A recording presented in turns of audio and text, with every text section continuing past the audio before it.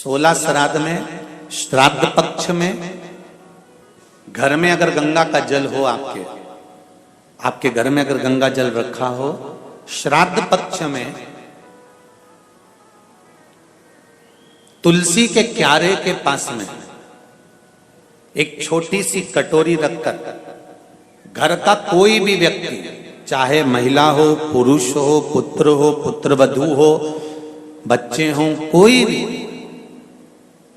हथेली में गंगा जल लेकर अपने पूर्वजों का स्मरण कर और वो गंगा जल काशी विश्वनाथ के नाम से अपने पूर्वजों का नाम लेकर वो कटोरी में अगर 5 बार या 7 बार छोड़ देता है तो उसके पूर्वजों को पिंडदान और तर्पण की जरूरत नहीं पड़ती, उनको मोक्ष प्राप्त हो जाता है। आपको लगता है कहीं कहीं कि मेरे पितर मुझ पर क्रोध कर रहे हैं? आपको कभी कभी लगे कि मेरे ऊपर पितृ दोष लगा हुआ है या पितरों का श्राप लगा हुआ है, या हमारे यहाँ पर लोग अधोगति में ज़्यादा मर जाते हैं, हमारे यहाँ ये काम ज़्यादा हो जाता है, तो निवेदन है, श्राद्ध पक्ष चल रहा है, प्रयास करिएगा। एक चावल की कटोरी में, कटोरी के अंदर थोड़ा सा चावल रख लीजिए कच्चा, उस चावल की कटोरी में एक बेलपत्र, थोड़ी सी दुर्वा बांधकर पानी का मटका, परिंडा या जहां अपना रसोई घर में जल रखते हो, उस कटोरी को वहां पर 2 दिन 3 दिन तक रख दो। वैसे तो 16 दिन रखो, ज़्यादा अच्छा था, पर जो दिन अपने को मालूम है 2-3 दिन उसको रख दीजिए। घी का दिया लगाइए। 3 दिन के बाद में उस दुर्वा को, उस बेलपत्र को शिव बाबा को ले जाकर समर्पित कर दो। चावल पूरे घर में घुमाने के बाद चिड़िया को या नदी में या किसी जीव को प्रदान कर दो। महाराज, पितृदोष के निवारण का सुंदर तरीका। कल आपको कथा में कहा था, अगर हम ब्राह्मण को भोजन नहीं करा पा रहे, गौ माता को भोजन नहीं दे पा रहे, श्वान को, कुत्ते को भोजन नहीं दे पा रहे, कौवे को भोजन नहीं दे पा रहे हैं, किसी कारणवश हम श्राद्ध नहीं कर पा रहे हैं, किसी कारणवश हम पूर्वजों को नहीं मना पा रहे हैं, ऐसा कोई घर नहीं जिसके घर के पितृ श्राद्ध पक्ष में पृथ्वी पर नहीं आते। तुम पूछो मत पूछो, तुम्हारे घर के पूर्वज तुम्हारे यहां जरूर आते। दरवाजे पर आकर खड़े होते हैं पितृ, दरवाजे पर आकर हमारे घर के पितृ खड़े होते हैं, स्मरण करते हैं कि हमको यहां से कुछ भाग प्राप्त होगा, कुछ मिल जाएगा।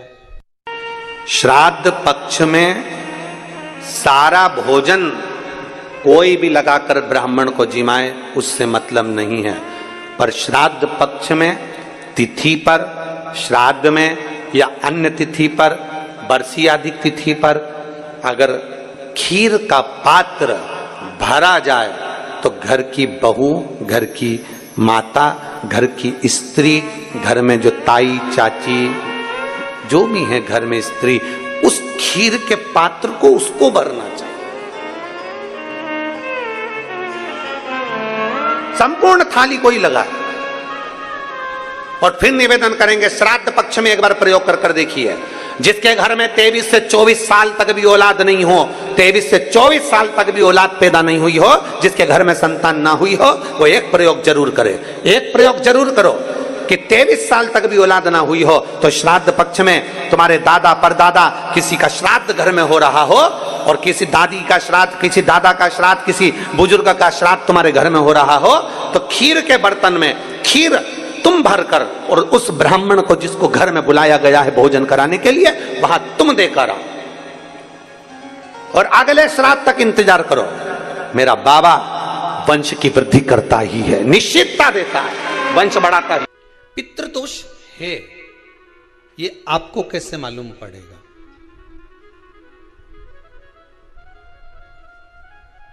पितृ भूखे हैं, इसका तो वर्णन हमने पहले कर दिया कि रात्रि को जब आप सोने के बाद में 1-1.5 घंटे बाद अगर आपकी नींद खुल जाए, 1 घंटा 1.5 घंटा आप सो लिए, उसके बाद जो नींद खुली तो 1-1.5 घंटे तक अगर आपको नींद नहीं आ रही है, रात्रि को सोने के बाद में 1 घंटे बाद जब उठे तो आपको प्यास लग गई,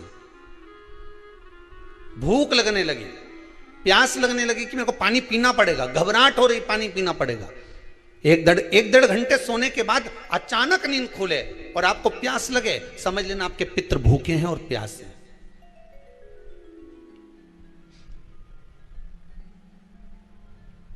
वो भूखे और प्यासे हैं, उनको जल की जरूरत है।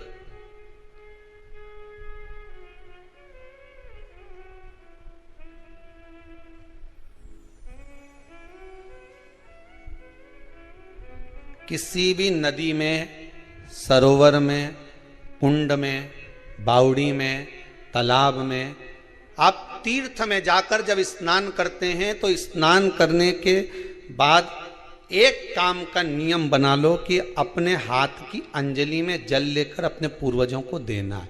प्यासे रहते हैं, भाग मांगते हैं।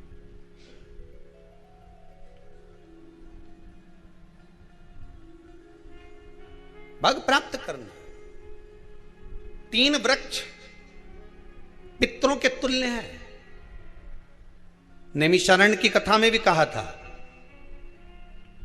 3 वृक्ष पितरों के तुल्य हैं। पहला पीपल, दूसरा बट वृक्ष, तीसरा बेलपत्र का वृक्ष। ये पितरों के तुल्य हैं।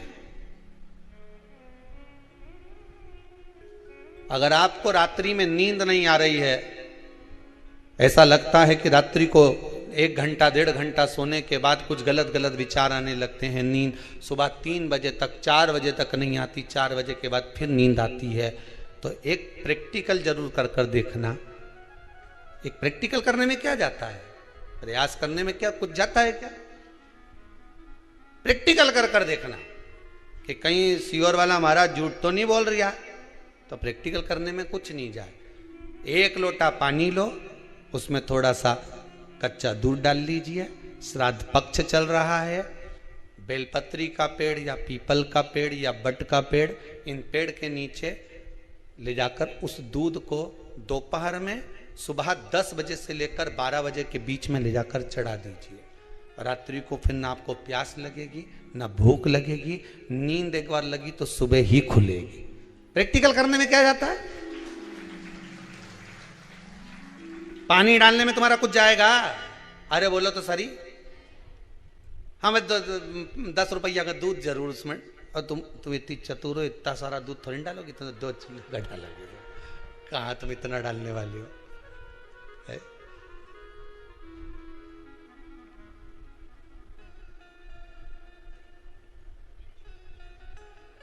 कहा बहुत चतुर लोग हो रहे संसार में हो।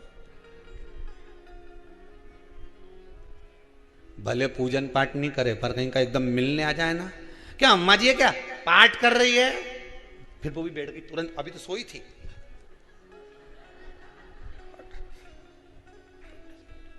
तुरंत। क्या पंडित जी हैं क्या, उनसे थोड़ा काम है, अभी माला जप रहे हैं, मालूम पड़े पंडित जी तो आराम से सेव फल खा रहे थे। अब प्लेट सोफा के नीचे घुसे, तुरंत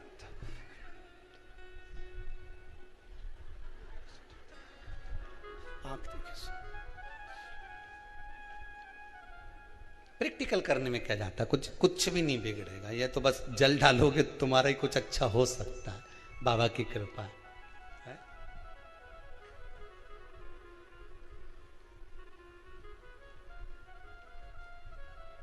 3 वृक्ष पितरों के तुल्य हैं। पहला जम के बोलिए पीपल, दूसरा बट वृक्ष, तीसरा बेलपत्री का वृक्ष। तीनों पीपल के वृक्ष में 52,000 ब्राह्मण एक साथ निवास करते हैं, इसलिए पितृतुल्य है। बट वृक्ष ब्रह्मा जी के मस्तक से बना, इसलिए पितृतुल्य है। और बेलपत्री का वृक्ष माता पार्वती जी के अश्रु से बना, जब आंसू गिरे थे माता जगत जननी जगदम्बा पार्वती के, उस समय पर पितृलोक में हलचल उत्पन्न हो गई थी। हमारी नातिन की आंख में आंसू कैसे आ गए? मैनावती की पुत्री है,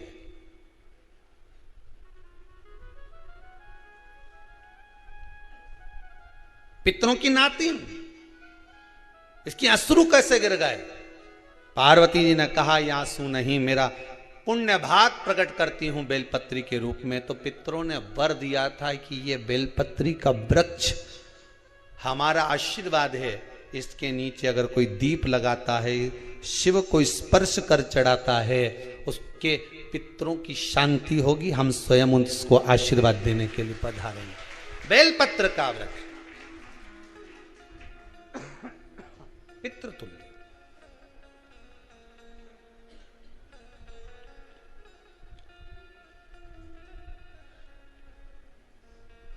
तो रात्रि को अगर भूख लग रही है, प्यास लग रही है, तो पितृदोष है। दूसरा पितृदोष का लक्षण बताया, घर में कोई शुभ कार्य ना हो, वंश की वृद्धि ना हो। 1 रुपये कमाओ, 1.25 रुपये खर्च हो रहे हैं, पैसा 10 जगह से कमाई आ रही है पर घर में टिक नहीं पा रही है, आया गया, पितृदोष है। जरा सी कटोरी पड़ी है, उसके पीछे विवाद चालू हो जाए, पानी ढुल गया उसके पीछे विवाद हो जाए, या छोटी छोटी बात में घर में क्लेश मचा हुआ है, पितृदोष है। समझ लो हमारे पूर्वज हमसे खुश नहीं, प्रसन्न नहीं। कोई कहता है गुरुजी श्राद्ध बड़े बेटे को करना चाहिए कि छोटे को करना चाहिए? शिव महापुराण की कथा कहती है, अगर जायदाद का पूरा हिस्सा बड़े ने लिया हो और तुमने अपनी माता का दूध ना पिया हो तो एक ही को कर लेने दो। अगर माता का दूध पिया है और अगर एक अंगूठी भी ली है, जरा सा एक कपड़ा भी अगर सास का लिया है, तो श्राद्ध तो तुझे करना ही पड़ेगा, करना ही पड़ेगा। तूने मेरा दूध पिया है तो बिल्कुल जम के तो बोलो। अगर तुमने उनका कुछ खाया है तो अब एक काम और हो सकता है, गुरुजी वो श्राद्ध अगर हम नहीं करें और बड़े भैया करें और हम उन्हीं के यहाँ चले जाएं तो चले जा, मना कौन कर रहा है? पूड़ी का तेल तू ले जा, खीर का दूध 2 थैली तू खरीद के ले जा। जितना वहां वो सेवा करे उतनी सेवा तुम करो। गलत है क्या? जायदाद का भी तो हिस्सा किया था। सुई की नोक के बराबर नहीं धुआं ने, ईंट इधर खसकी है तो हमारी इधर खसका दीजिए। हमारी बसियत में इतना लिखा है तो फिर बसियत में ये भी लिख के जाना चाहिए था। मैं तो कहूँ सबके तुम डरो मत ही रहे, एक भी जब छोरा छोरी के जब सब सामान प्रॉपर्टी दो ना, जमीन दो ना, जायदाद दो ना, सारा सामान छोरा छोरी के दो, तो उनके लिख के भी जाओ कि हमारी श्राद्ध कर दे अच्छे से, नहीं तो भूतड़ी बन के सताऊंगी।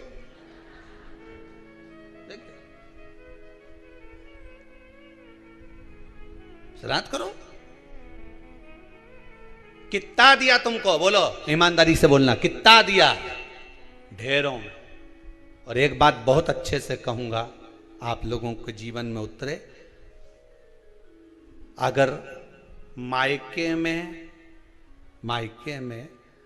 भाई, मायके में भाभी, मायके के लोग अगर आपके माँ बाप का श्राद्ध नहीं करते हैं तो बेटी भी अपने माता पिता का श्राद्ध कर सकती है।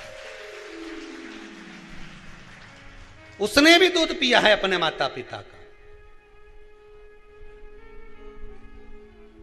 पर वो श्राद्ध का भोजन कौन कराएगा? बेटी का पुत्र हो, बेटी की पुत्री हो, वो कराए।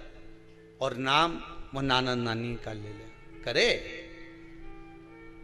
अगर वो नहीं कर रहे हैं, वो नहीं संभालते, वो नहीं जानते, तो आप करो तो करे। 2 भाग होते हैं। जब एक रोटी गाय के मुख में दी जाती है, गाय के मुख में जब हम रोटी देते हैं, एक रोटी जब देते हैं, या तो गाय के मुख में 16 श्राद्ध में जब रोटी देते हैं तो रोटी को बीच में से तोड़कर, रोटी का जो भाग होता है उसको मतलब ऊपर से फुलका का परत नहीं निकालना है। रोटी जो सीधी सीधी है ना, जैसे ये रोटी है तो इसको बीच में से तोड़ लिया, दो भाग विभाजित कर लिया, नीचे वाले भाग में भी थोड़ा सा गुड़ शक्कर रख लिया, ऊपर वाले भाग में भी गुड़ शक्कर रख लिया, एक के ऊपर एक रोटी को रख लिया, वो गाय को दी। तो अपन श्राद्ध पक्ष में 2 पूड़ी का प्रमाण है कि गाय को 2 रोटी दी जाती है, कुत्ता को 2 रोटी दी जाती है। 2 पूड़ी रख के देते हो कि नहीं देते? आप लोग तो देते होगे, 2 पूड़ी के ऊपर पूड़ी रखकर, थोड़ा सा मीठा रखकर, नमकीन रखकर, कुत्ते को भी देते, 2 पूड़ी तोड़कर कागा को भी देते। 2 पूड़ी का प्रमाण कहां से आया? 2 भाग रोटी के टुकड़े का प्रमाण कहां से आया? श्राद्ध पक्ष में ही ऐसा क्यों किया जाता है? बाकी के समय पर तो कोई ऐसा 2 पूड़ी का प्रमाण ही नहीं, पर श्राद्ध पक्ष में ये क्यों कहा जाता है कि पूड़ी के ऊपर पूड़ी रख दे, उसमें मीठा रख दे, खीर शक्कर रख दे, गाय को दिया, कुत्ते को दिया, कागा को दिया, ऐसे क्यों कहा जाता है? उसका कारण क्या होता है? उसका केवल एक कारण है, जो नारी ने भोजन का निर्माण करा है, जो घर की बहू भोजन बनाई है, जो घर की बेटी ने भोजन बनाया है, घर की माता ने भोजन बनाया है। महाराज, पिता पुरुष एक कुल को तारता है, बेटी 2 कुल को तारती है। जब श्राद्ध पक्ष में 2 भाग रोटी के कर गाय को देती है, तो 1 भाग तो उसके ससुराल वालों को मिलता है।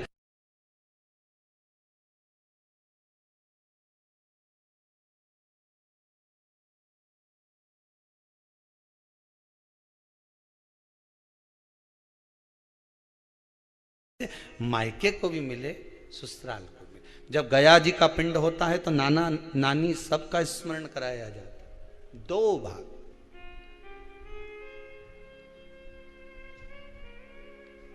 पुण्यता प्राप्त। अब लोगों को मालूम तो है नहीं कि 2 पूड़ी क्यों रखते हैं, उसका कारण वर्णित है शास्त्रों। दोनों पक्ष तारने के लिए, दोनों पक्ष का स्मरण कराने के लिए। महाराज, बिंदु प्रेत योनि में पड़ा, चंचुला देवी उनके मोक्ष का प्रयोजन कर रही है, प्रयास कर। क्या करा जाए कि इनको मोक्ष मिल जाए? कहा शिव महापुराण की कथा। पार्वती मैया की सहेली बन गई और पार्वती मैया ने शिव महापुराण में प्रेत योनि से मुक्त होने के लिए कहा, तुम रुका जी के यहाँ जाओ, देवऋषि नारद के पास जाओ। नारद जी ने तुमरुका जी के पास भेज दिया। क्यों? नारद जी जानते हैं मैं कथा नहीं कह सकता, मैं कथा सुन सकता हूं पर कह नहीं सकता। कहने के लिए मुझे बैठना पड़ेगा, सुनने के लिए हो सकता है कि मैं चले जाऊं, वापिस आकर बैठ जाऊं।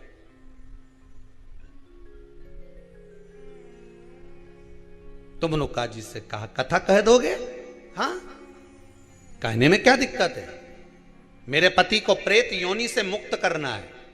तुमरुका जी बोलते हैं केवल तुम्हारा पति प्रेत योनि से मुक्त नहीं होगा। तुमरुका जी ने शिव महापुराण में कहा, सुनो चंचुला देवी, केवल एक व्यक्ति शिव पुराण से नहीं तरता, इस बिंदुक जैसे ना जाने कितने प्रेत इस वायुमंडल में घूम रहे होंगे, ना जाने कितने पितर, ना जाने कितने आहूत, ना जाने कितने वासुक इस वायुमंडल में घूम रहे होंगे। तुम्हारा पति तुमको दिखा नहीं, तुम्हारा बिंदुक तुम्हें कभी नजर आया नहीं, फिर कारण क्या था? बस मन में शांति नहीं है। घर में सारा सुख है पर हृदय में शांति नहीं, समझ लो पितृदोष है। क्या करा जाए? फिर क्या करोगे? महाराज, हृदय शांति, हृदय शांति। केवल एक अकेला बिंदुक शिव महापुराण की कथा सुनकर नहीं तरेगा। तुमरुका जी कहते हैं जिस समय पर मैं शिव महापुराण की कथा कहूंगा, सुनो चंचुला देवी, इस संसार के इस भूमंडल पर मृत्यु लोक में जितने भी जीव इस संसार सागर में भटक रहे होंगे, शिव महापुराण की कथा सुनकर वो भी तर जाएंगे। ये अकेली बिंदुक को तारने वाली नहीं है। इस मृत्यु लोक में जो विराजमान, आज भी नियम है महाराज, श्राद्ध का भोजन टेबल पर नहीं कराया जाता। श्राद्ध का भोजन ब्राह्मण को कुर्सी पर बिठाकर नहीं कराया जाता। श्राद्ध का भोजन किसी जाता। श्राद्ध का भोजन आज भी प्रमाण है कि ब्राह्मण के लिए भूमि पर आसन लगना चाहिए और जमीन पर बैठकर कराना चाहिए। तब क्यों? क्योंकि इस भूमि पर बैठकर जब भोजन कराएंगे, इसी भूमि से ना जाने कितने पितृ गए, कितने तर्पण हुए, कितनी तिलांजलि हुई, इसी भूमि से, इस रज से, इस कण से ना जाने कितने जीव चल गए। अब लकड़ी पर या टेबल पर या कुर्सी पर बैठकर ब्राह्मण को भोजन कराने का प्रमाण नहीं है। अब आपका फैशन ज्यादा हो गया तो बात दूसरी है। पंडित जी ऊपर बैठ के खा लोगे क्या? पंडित जी तो बोल देंगे अच्छा है, खिला दो।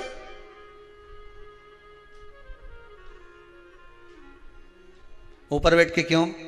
वो झुकने में थोड़ी सी कमर लचक जाए, क्योंकि खीर परसेगी तो झुकना पड़ेगा। अब ब्राह्मण अगर भोजन करने आसन पर बैठेगा, तुम अगर थोड़ा झुककर परसोगी, ब्राह्मण के सम्मुख में आप थोड़ा सा भोजन कराते समय झुकोगी। जरा विचार करिए, यशोदा मैया के घर में संतान नहीं थी। यशोदा जी श्रावण के महीने में श्रावणी करने आए हुए ब्राह्मण को मात्र खीर परोसने के लिए गई थी।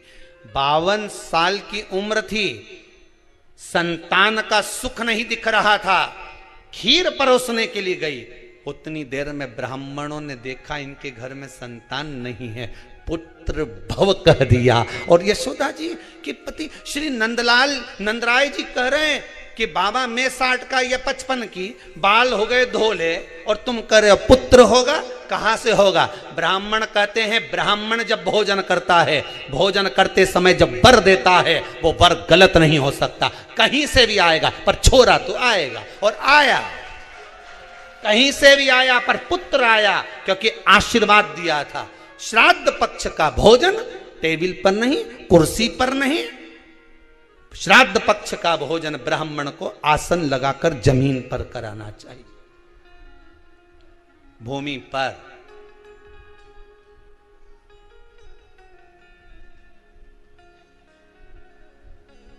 अब आजकल के ब्राह्मण भी थोड़े नीचे,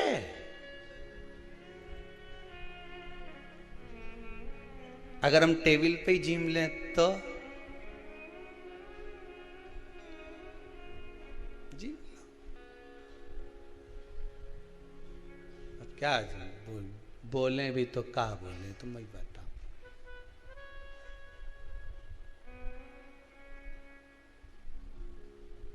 थोड़ा सा भाग भूमि का हो महाराज। तर्पण तिलांजलि सब भूमि पर। हम तो जो जजमान हवन करने के लिए भी जो जजमान लोग नाम लिखाए हैं पितरों के लिए, तो हम उनको भी कहते हैं कि कुर्सी पर बैठकर आहुति छोड़ने से अच्छा है आप बैठो मनानी पर, पहले सबसे पहले भूमि पर 10 मिनट बैठो, पर बैठकर आहुति छोड़ो। उसके बाद भले आप स्टूल लगाओ, कुर्सी लगाओ, आपकी मर्जी, पर 10 मिनट 5 मिनट तो आप भूमि पर बैठो उन जीवों के लिए।